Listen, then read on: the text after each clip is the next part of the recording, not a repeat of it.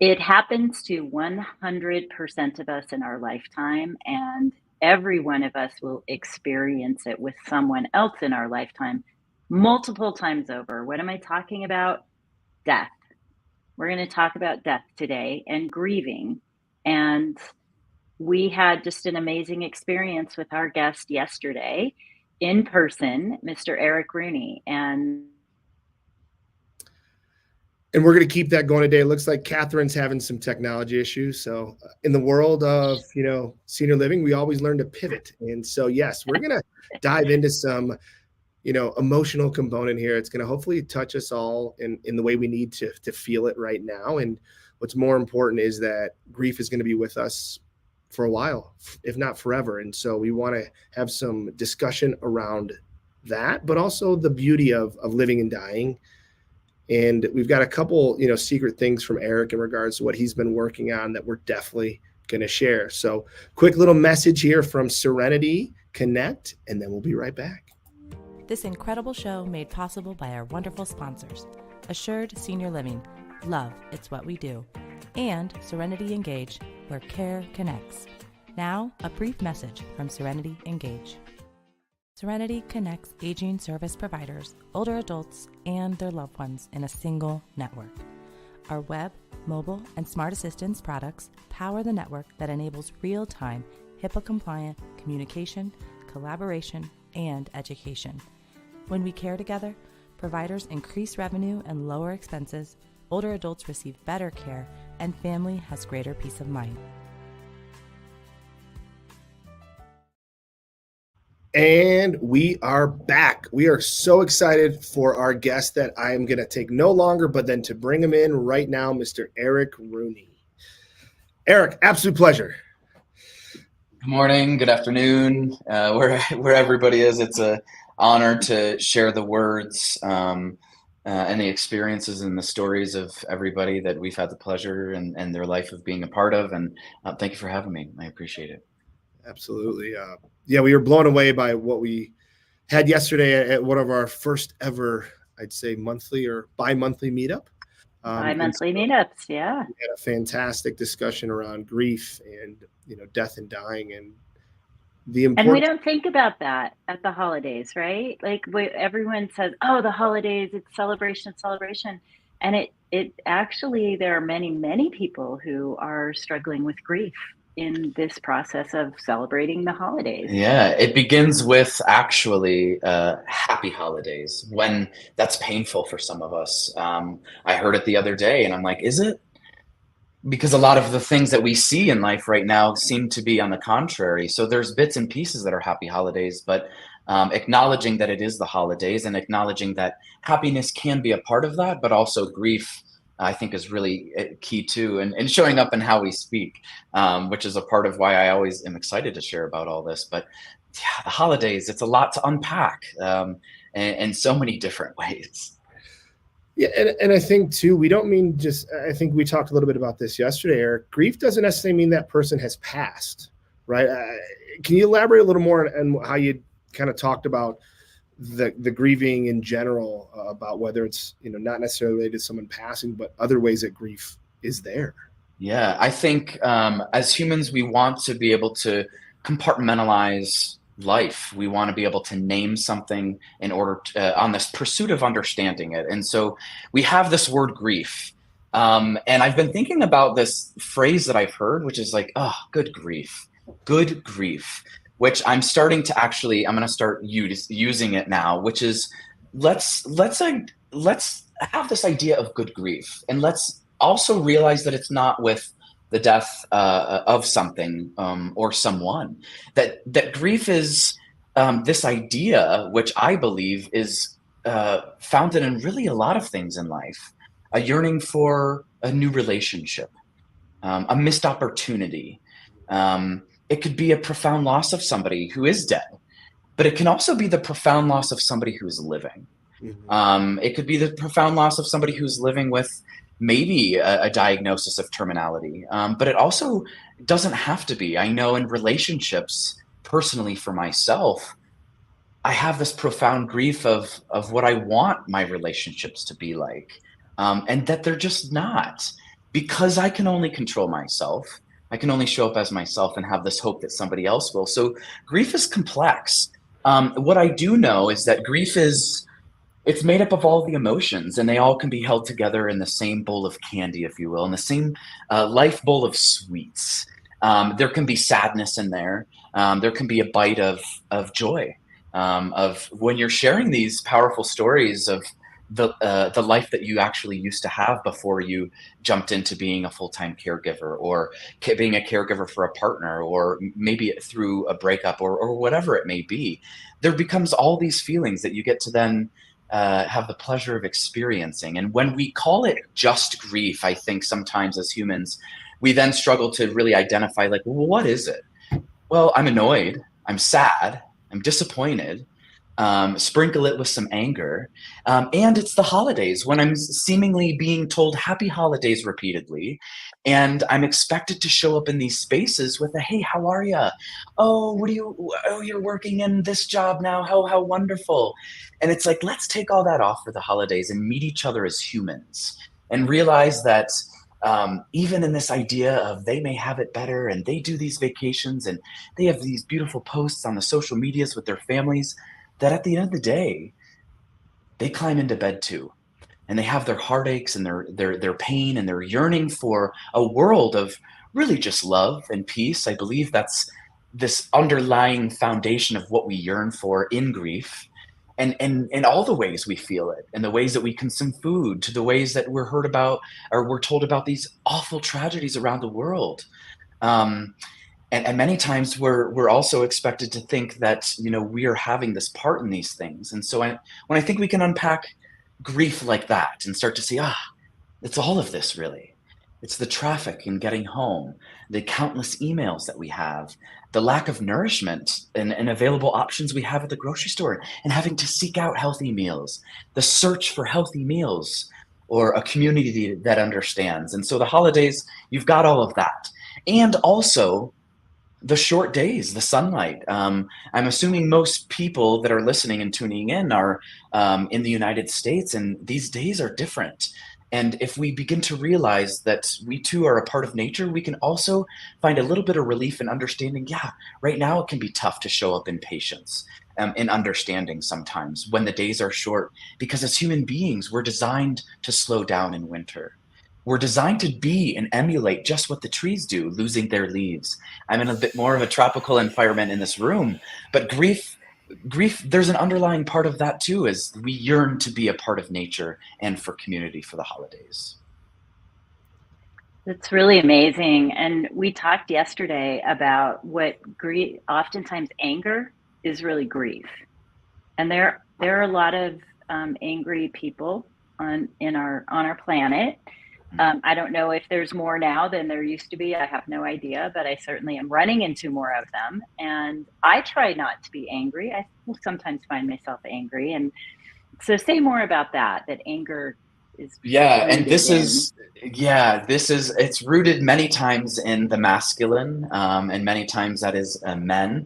And I'll speak for myself as a man in this space. I've been called angry, and I know many people, and that's a feeling that as human beings, a lot of people experience that. And I'd love to be able to attribute these ideas to folks if they gave them to me. And so I'm going to attribute this to my talk therapist. And I learned about this idea in the very first session. For me, a 34-year-old male, this was the first time in my life where I really sought some type of talk therapy. I didn't really know. I heard it was great for some people. I grew up in the South. There was a little bit more shame around that culturally for me. And so I was like, okay, I'm going to check this out. I had met some folks from this center, this wellness center. And the first session, I began to really understand what anger is. And this is it. It's very simple. And I hope this is for relief for some people, because I know this is the reason why I continued my therapy personally. And when I've heard of so many horrific experiences when people have sought help and it just wasn't a good fit, and it's exhausting to then seek another therapist or to check in with somebody new, and we get fatigued. And there's grief in that, folks. There's grief in that, and saying, I thought it would have worked. They're a therapist. is something wrong with me, or is Exactly. this just this how things are? And so anger, we can use a very simple imagery for this, an iceberg.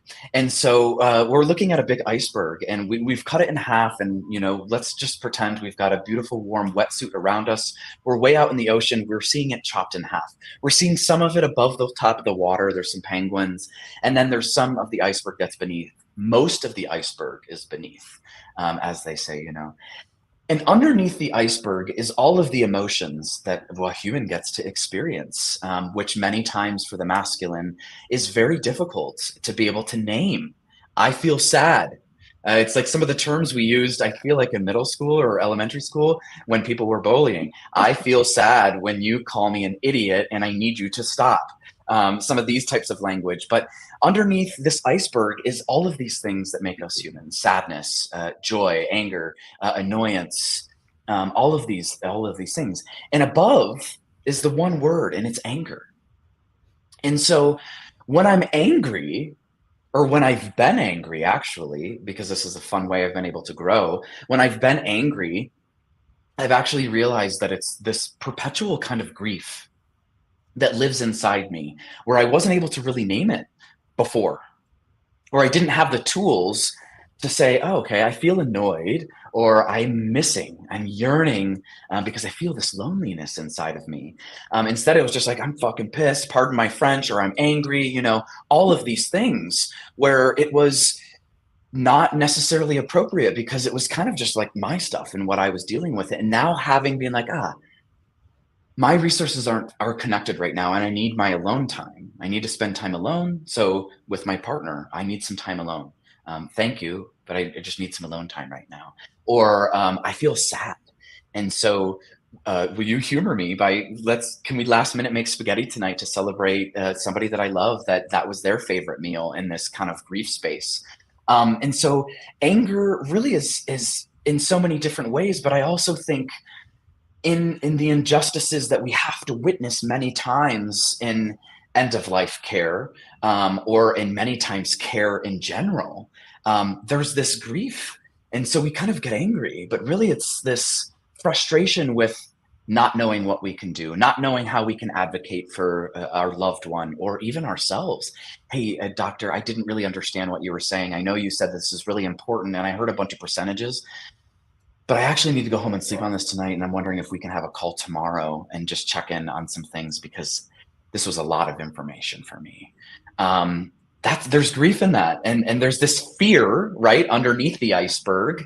There's this fear that I don't know how to ask, and can I ask? And then you go home and you didn't ask, and then you're angry.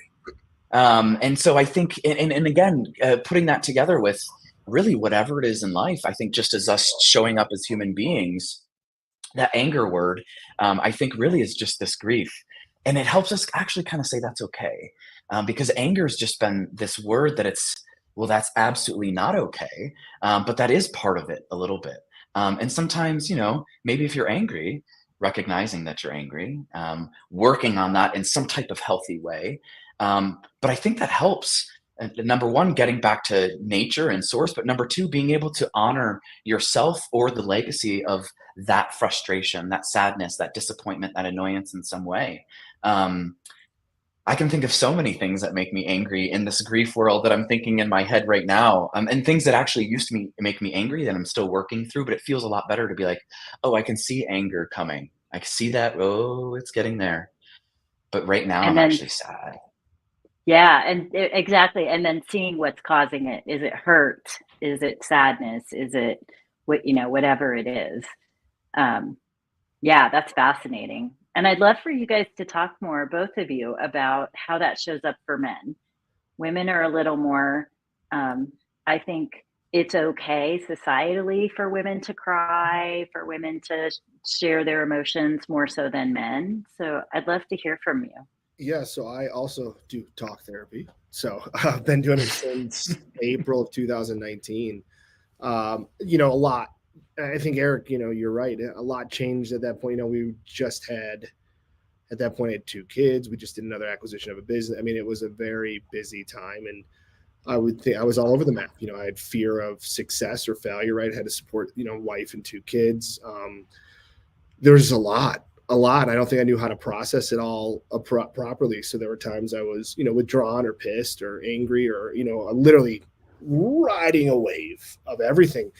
And it wasn't really till I started working, in the beginning, I worked pretty much like sometimes 3 times a week, like really trying to get to the root of what, where these were coming from and what it was. But I think it's hard. I think, it's hard to be vulnerable and say it's okay to let this go and like really start talking about it or processing it, right? Or composting it, like you said yesterday, right, Eric? I mean, just getting it out, because you are supposed to have this tough exterior or interior or whatever it may be, so that you can keep it up or, keep that compartmentalized, which I was great at. I mean, that's probably why part of the challenge is I could part of the crap out of stuff. Like, shove that over there. And then finally, I think it just got to a head. And I think at the end of the day, the more you realize that other people are going through things the same or different, that you come from a place of grace, goes a long way, giving yourself grace, but also giving people, that grace. But for men, I think you can be both. You can be tough and emotional. You can cry, you can be pissed and show sadness. It doesn't mean that you've lost your masculinity. I think it's important to use it appropriately, because I want my children, especially my sons, to realize you can be both strong and feel at the same time. Yeah. And I think what's been resonating with me, not only with what you just said, but in my life, is that there's this fear of a loss of masculinity with expression of emotion. And there's this fear, I think, in a lot of ways that, in the South where I grew up in, that maybe like the women feared that the men were going to change if they were emotional, and have this fake idea of how they were going to change, which we don't need to get into. But it's just this idea that, like, is my man going to be a man anymore, or can men be men? And we know this, but here's something that I think is really important, is that men need one another. And here in the United States of America, we don't have many spaces which are healthy, where men can gather so they can support one another to express themselves emotionally. And so looking back to culturally, there's been many spaces for men to gather, and generally a lot of different other countries besides the United States, and to do healthy practices where they could get together and relate, which we want to do as human beings. And nowadays, the relating to the typical image of the man in the United States is many times where I don't find myself in those situations. I'm in other situations. And so I think part of this too is being emotional and knowing, like, where can we lift each other up as the masculine, to be able to say, brother, that made you sad too? That made me sad too. Like, I see this. This can be men. Instead, my brother doesn't talk about it, so I don't know that makes my brother. So I feel like a lone man. I feel like by myself. I don't feel like I can relate. Or is this not okay because I'm a man and I should be feeling this way? And so not telling stories and not sharing stories around grief and joys too. Like, what are the good things I want to hear from my brothers? What are the good things I want to hear from my grandfathers, and all of the elder men in my community? It's an interesting space, I think, to look at, because it's so necessary. I have 5 nephews, and I just want them to hold it all in the same. I want them to be human. I think at the end of the day, I just want them to be human, which is it all. It's that whole iceberg. And also, to understand that there are specific spaces which just don't exist, which can make you feel alone. And sometimes cultivating those, which I'm doing in my personal life now, cultivating relationships, making time for other strong men and mentors in my life so we can connect, has really been a beautiful thing. And I think can help relate, and then also attracts more men into this space, because we look at a lot of whether it's senior living, care spaces, or really a lot of spaces. And there's men who like to dabble in it sometimes, but the longevity and or the sustainability of the masculine really showing up in this space seems to still be a struggle or an area that could really grow. Because similar to any areas in our life, I want to see strong people that represent and kind of look like me in these spaces, that talk like me, and as far as advocacy and end of life care, I want to see people that look like me. And many times I'd say I really don't. It's about like, hey, we've got a new product coming out and we're going to make money. We're scaling up. I think that's a thing. People are excited about scaling up. Sounds great, but at the end of the day, and I think that's the masculine too. And I'm like, let me bring it down into another space as well, into an even tempo. But it's been quite an experience that I've get to have and am living currently, as far as cultivating those relationships in my life as a man, really wanting to explore this space and curiosity for me too. And I think, I know I'm not going to get the quote 100% right, but I remember reading some stuff about a couple, I like military history, and a couple of more recent vets from, early days of the, Middle East conflict, Afghan or Iraq. And they're all fathers now, and their big thing was, I will love my kids to death and I will show them emotion and support. And I never want them to have to see the person I can be if I ever feel they are threatened or, in harm's way, because they've done some pretty, they've done things, that have protected themselves and their men. Right. So I think that shows you can do both, right? You can have that emotion, that love, that, love your family to death and be emotion and show that vulnerability. But at the same time, there's a part of you that if I have to do what I have to do to keep them safe, you still have that there. So I resonate with Eric. I agree. We've got to stop defining masculinity solely as the inability to show emotion, but how can that emotion make us stronger, make us better, make us more connected, and make us just overall better leaders, better parents, better spouses, better partners? Because we can now then do it all, right? Because we're sharing it all, we're feeling it all, and we're going to make some really positive impact on people. I think it's all under the umbrella of grief. I really do. And I think that's the best way to package it. But it's like, I miss brotherhood. I love spending time with all sorts of people in so many different ways, but I think that's something too. And my brotherhood is probably not like connecting in a lot of like ways, like sports. It's just not a thing I'm going to be trying to connect. And also it's not very deep.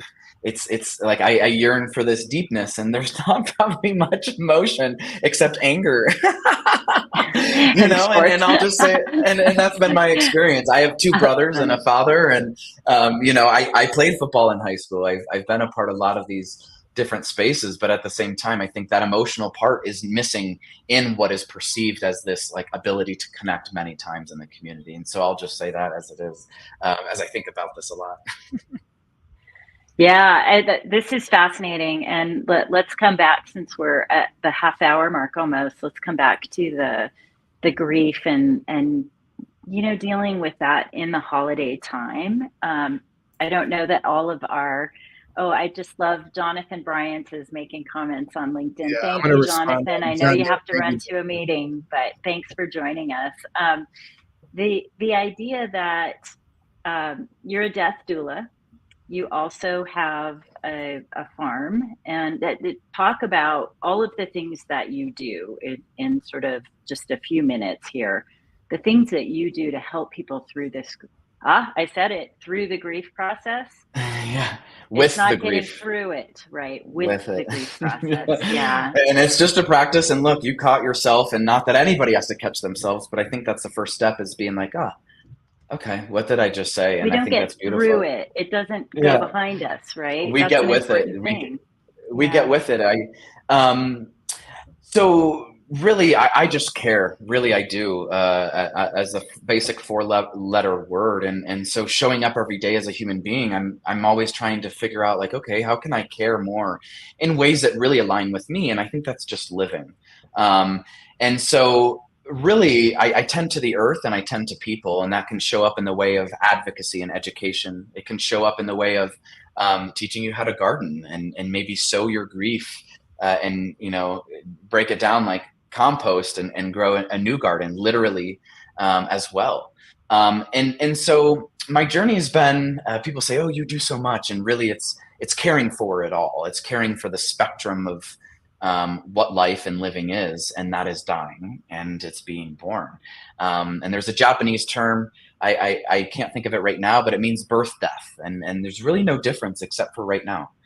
This thin sliver of time where we get to smile and be together, and hopefully really find a lot of fulfillment out of living. And so in 2020, my partner and I started a farm, and at the same time was working with a crematory in ways that their byproduct of water cremation, their liquid essence from alkaline hydrolysis, could be returned to the earth.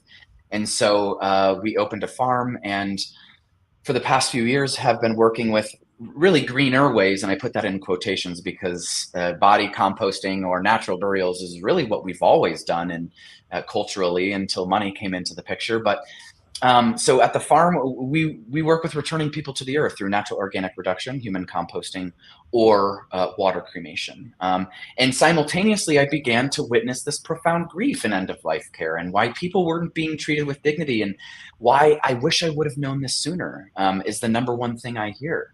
I wish I would have known this sooner. And so over the past year and a half, I've kind of taken that idea, and now I'm helping it be made known sooner to the younger people who can begin to plan while they're alive. And younger means that's relative. I know a lot of young, spry people at 75. They're doing really incredible things. So take it as you will, but planning for while they're alive, and also helping the people who need help. Forget the wish you would have known this sooner. Where are we at right now? What can we do right now? I work in a lot of emergency end-of-life care cases, specifically with medical aid in dying and voluntarily stopping eating and drinking. And so being able to do all that and has then came into this digital space of this digital world, and the product that's been named Final Wishes. But it's just coming back from this piece of caring. I care about us having autonomy in end of life when we can't speak, when we're extremely medicated and probably we're being a little bit goofy or silly. I really want people to know, and in of sound mind and brain, to be able to say, hey, look, I've actually thought about what a diagnosis like this could be like. I've actually thought about what any of these things could look like. And as of sound mind, I want to make sure that's documented now. I work in a whole spectrum of spaces, but as a death worker, as an advocate, as a speaker, and again, that's just because of education advocacy. It's been really wonderful to see, because the other term I hear most often is, oh, I didn't know that. I didn't know that. I didn't know that. And I'm like, oh, goodness. Well, I'm not trying to convince you to buy anything new.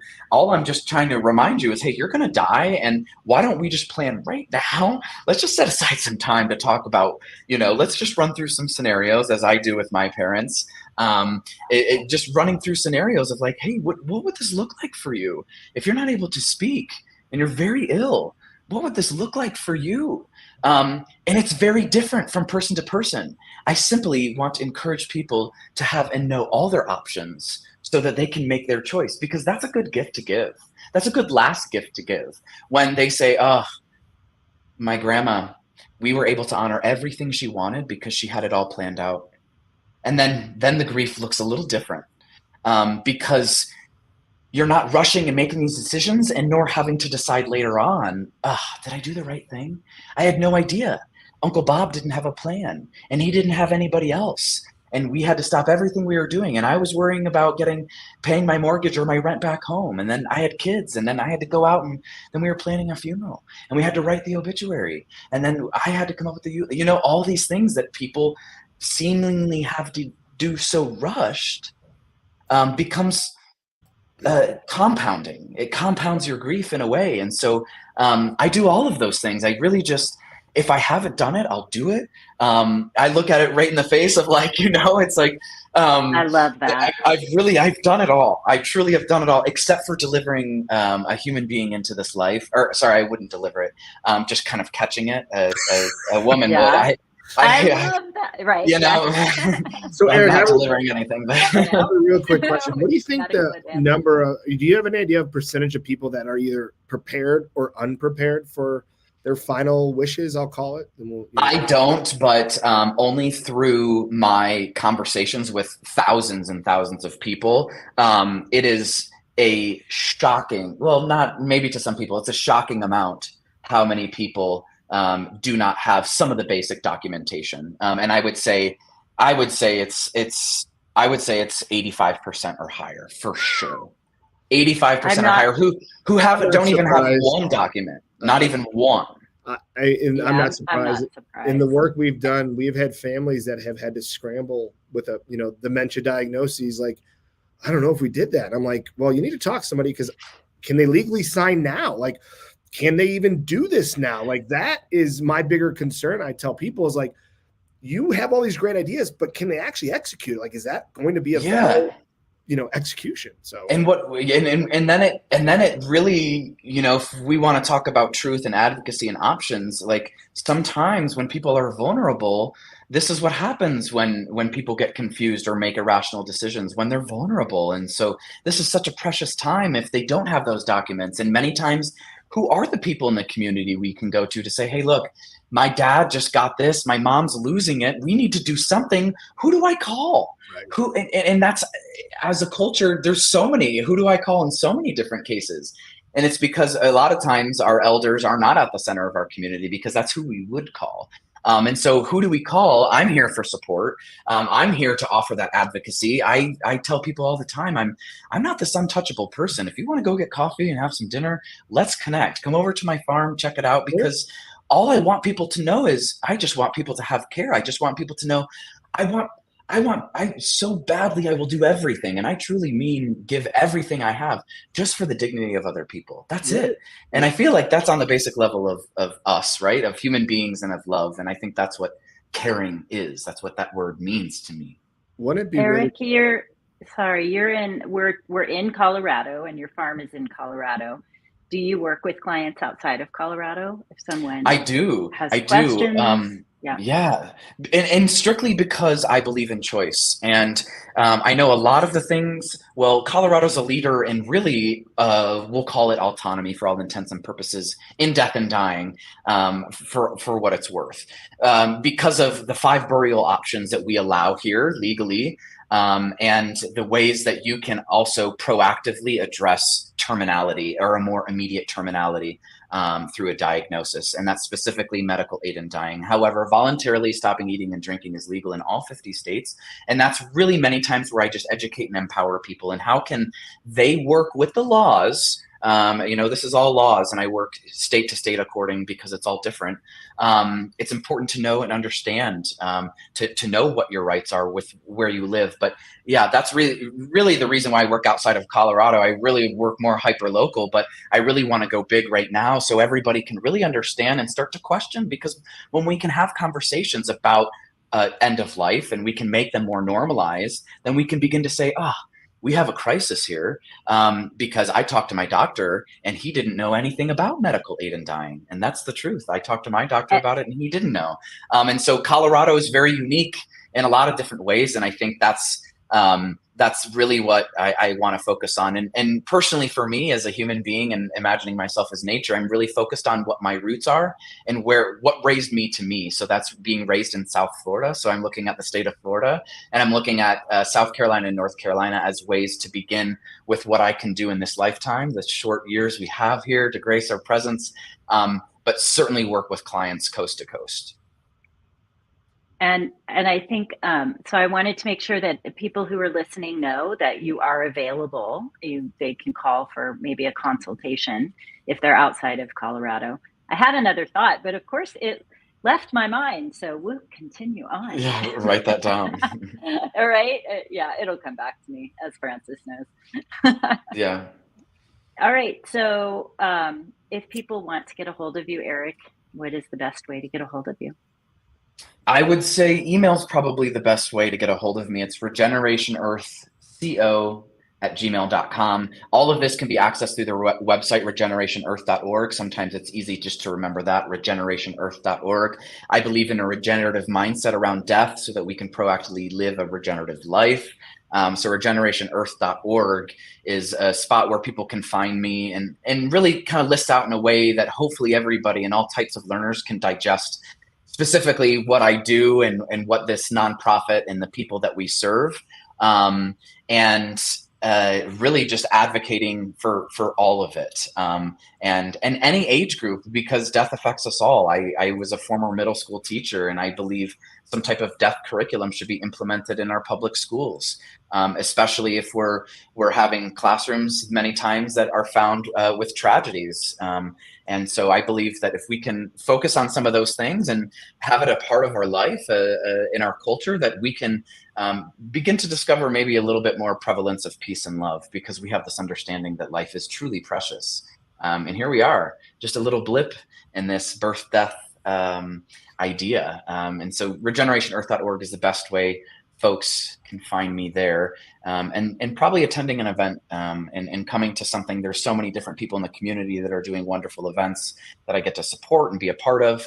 And so getting excited about your local events too is certainly what ripples and has an effect on this whole movement, and talking about and playing with the idea of like, hey, let's talk about death and make it a little bit more common. Let's talk about grief and make it a little bit more common. Let's talk about ability to relate as human beings, and let's make this a little bit more common, so we can be here.